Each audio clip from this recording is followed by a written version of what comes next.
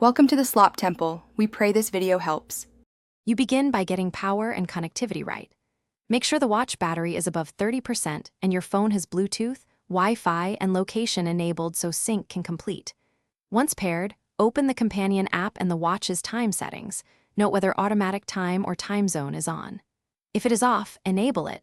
If it's on and wrong, disable then re-enable to force a refresh.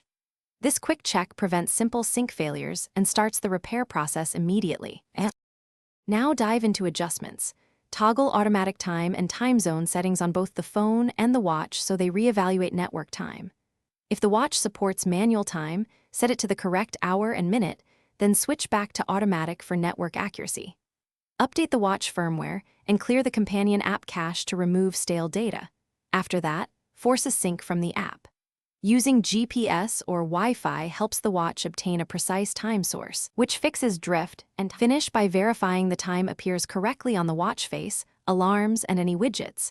Set a short alarm to confirm accuracy. Restart both devices to apply final changes. If the problem persists, back up your watch data and perform a factory reset, then repair and sync. One key troubleshooting tip: if time remains incorrect after reset, confirm your phone's carrier or network time (NTP) settings. Sometimes the phone is supplying a wrong time. Contact the manufacturer if network time looks correct, but the watch still disagrees. Thanks for watching. Consider subscribing if we helped you.